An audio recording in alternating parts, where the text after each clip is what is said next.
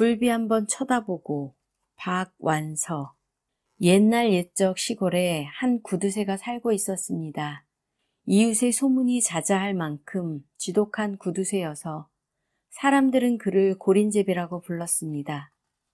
고린제비에겐 세 아들이 있었습니다. 한창 자랄 나이에 몸 튼튼한 아이들은 먹어도 허기져 있었습니다. 이런 아이들을 앞에 놓고 고린제비는 궁리를 했습니다. 밥 안 먹으면 굶어 죽지만 반찬 안 먹는다고 굶어 죽진 않을 텐데 반찬에 돈 들이는 건 틀려먹은 짓이다. 어떻게 하면 틀린 걸 바로잡나? 고민에 고민을 거듭했습니다. 참으로 고린제비다운 고민이었습니다. 고린제비는 어느 날 드디어 틀린 것을 바로잡을 방법을 발견하고 무릎을 치며 좋아했습니다. 고린제비는 장에 가서 짜게 절여서 소금 버케가 허옇게 내솟은 굴비를 한 마리 사왔습니다. 그리고 그것을 천장에 매달아 밥상 한가운데로 늘어지게 했습니다. 밥 한 숟갈 먹고 굴비 한번 쳐다보고 또 한 숟갈 먹고 굴비 한번 또 쳐다보고 고린제비는 끼니마다 아이들에게 밥 한 그릇씩 주고 이렇게 구호를 외쳤습니다. 밥 한 숟갈 먹고 굴비 두 번 쳐다보는 놈이 있으면 떼끼놈 비싼 굴비 다를라 꾸중을 해가며 굴비 한 점만 꼭 한 점만 맛보았으면 하고 침 흘리는 놈이 있으면 참아야 하느니라 부자가 될 때까지는 참아야 하느니라 살살 달래가며 밥 한 숟갈 먹고 굴비 한번 쳐다보고 고린제비는 허구한 날 끼니마다 구호만을 신나게 외쳤습니다. 울고 붙이던 아이들은 차츰 길들여져 굴비만 보면 입에 침이 고여 밥을 잘 넘기게 되고 나중엔 굴비 없이도 고린제비의 구호만 듣고도 저절로 밥이 꿀떡꿀떡 넘어가게 되었습니다. 밥을 잘 먹었기 때문에 아이들은 탈 없이 어른으로 자라고 고린제비는 늙어서 죽었습니다. 고린제비는 반찬값을 아낀 덕에 좋은 논과 좋은 밭을 아들들에게 남겼습니다. 아버지는 돌아가셨겠다. 재산은 넉넉하겠다. 이제 아들들은 먹고 싶은 걸 뭐든지 사 먹을 수 있게 되었습니다. 그러나 먹고 싶은 게 아무것도 없었습니다. 그래서 여전히 저희끼리 구호를 외쳐가며 밥만 먹고 살았습니다. 큰아들도 아버지의 뒤를 이어 농사를 지었습니다. 농사는 잘 됐습니다. 논도 밭도 땅이 좋은 데다가 일기마저 순조로워서 쌀뿐 아니라 잡곡과 채소와 과실까지 풍성하게 거둬들였습니다. 그러나 이상하게도 잘 팔리지 않았습니다. 아주 안 팔리는 게 아니라 한 번 사간 사람은 다시는 사가지를 않았을 뿐더러 사람들에게 이상한 소문을 퍼뜨리고 다녔습니다. 겉보기만 번드르르 하고 정작 맛도 없는 걸 뭐라 하는지 알아? 그런 걸 게살구라고 하지. 저지껏 뭐든지 다 게살구라네. 쌀도 잡곡도 오이도 호박도 참외도 수박도 겉보기엔 탐스럽고 먹음직스럽네만 먹어보면 정작 맛이 빠져 있으니 이런 허망할 때가 어디 있겠나. 모양만 다르지 싱겁디 싱거운 게 수박 맛이나 오이 맛이나 하나도 다를 게 없으니 그걸 누가 사 먹겠나. 소문은 소문을 낳고 사람들은 모두 뒤에서 손가락질하며 수군대고 비웃었습니다. 세상엔 참 회개하고 망측한 일도 다 있다고. 그러니 아무리 농사를 잘 지어 놓으면 뭐랍니까? 팔려야 말이죠.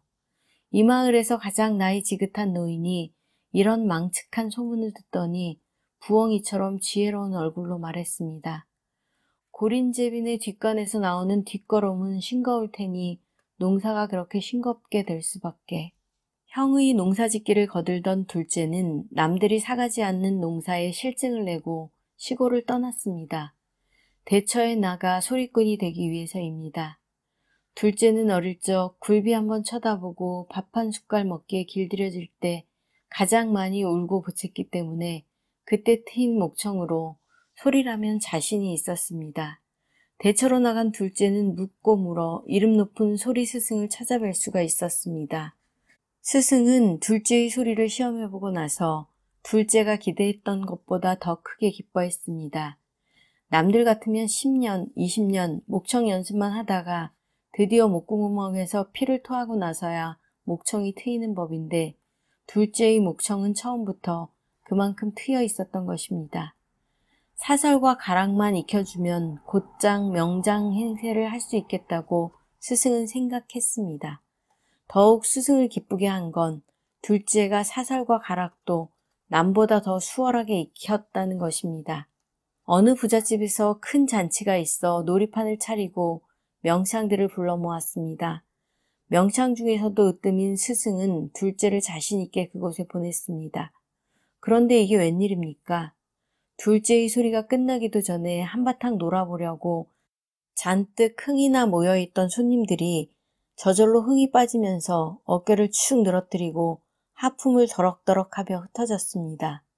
재수되기 없는 날이라고 투덜대며 뿔뿔이 흩어졌습니다. 맛있는 음식도 향기로운 술도 흩어지는 손님들을 붙잡지 못했습니다. 많은 돈을 들여 오랫동안 잔치를 준비한 부자는 노발대발했습니다. 소리삭승커녕 야단만 실컷 맞고 둘째와 둘째의 스승은 잔치집에서 쫓겨났습니다. 스승도 그제야 제자의 소리가 남과 다르다는 걸 알았습니다. 목청도 좋고 사설이나 가락도 정확했지만 어딘지 텅 빈 소리였습니다. 그건 기쁨과 슬픔, 노여움과 즐거움을 갖춘 사람의 소리가 아니라 텅 빈 병의 주둥이에 입김을 불어넣어서 나는 소리에 가까웠습니다. 사람들의 흥이 단박에 깨진 것도 이상할 게 없었습니다. 흥은커녕 살맛까지 달아나게 음산한 소리였습니다. 스승은 둘째를 더 이상 제자로 두려하지 않았습니다. 결국 둘째는 소리꾼 노릇에 실패하고 고향으로 돌아왔습니다. 셋째도 형의 농사를 돕는 데 실증을 느끼고 집을 떠났습니다. 셋째의 소망은 훌륭한 스승을 만나 그림 공부를 해서 환쟁이가 되는 것이었습니다. 셋째는 굴비 한번 쳐다보고 밥 한 숟갈 먹기에 길들여질 때 둘째처럼 울고불고 하지 않았습니다. 그 대신 뚫어져라 굴비를 쳐다보고 관찰했습니다. 먹고 싶은 걸 죽자 하고 억누르고 기른 관찰력이기 때문에 아주 대단한 관찰력이었습니다. 그는 그런 관찰력으로 굴비뿐 아니라 눈에 보이는 모든 것을 관찰했고 그 관찰한 것을 표현해보고 싶은 욕망에 눈을 뜨기 시작했던 것입니다. 대처로 나간 셋째는 여러 날 수소문 끝에 훌륭한 그림 스승을 만날 수가 있었습니다. 셋째는 스승이 놀랄 만큼 그가 본 모든 것을 실물처럼 정확하게 그려놓았습니다. 좋은 제자를 만난 스승의 기쁨은 대단했습니다. 스승은 어느 고을 장자로부터 그의 초상화를 그려달라는 간곡한 부탁을 받았습니다.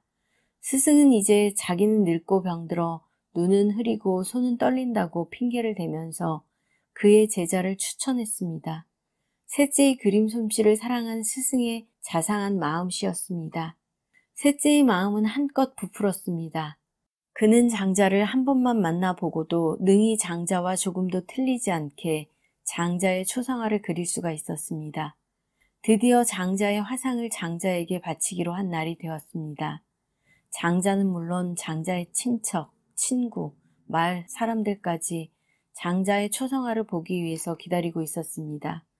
셋째는 자신 있게 그가 그린 초상화를 여러 사람 앞에 내놓았습니다. 사람들은 그 초상화가 장자와 똑같다며 놀랐지만 이내 곧 실망하기 시작했습니다. 세상에 무슨 초상화가 이렇게 가짜처럼 진짜하고 똑같을까?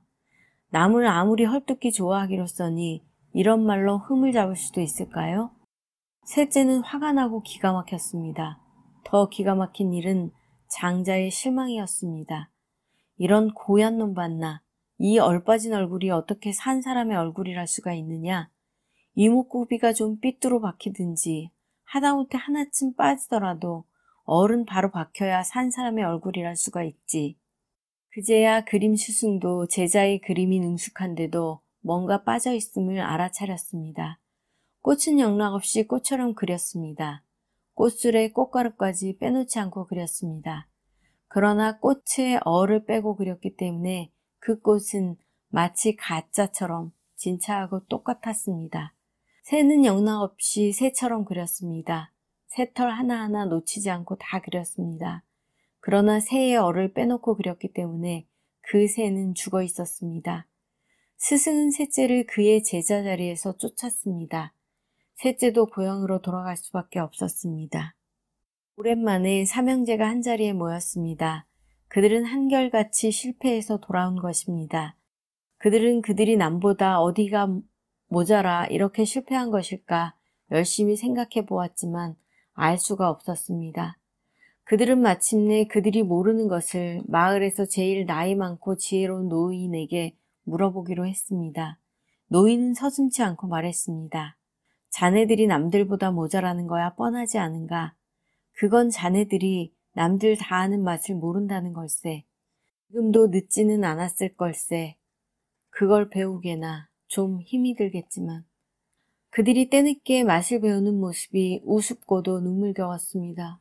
아이고 뜨거워, 아이고 뜨거워 하면서 매운맛을 봅니다.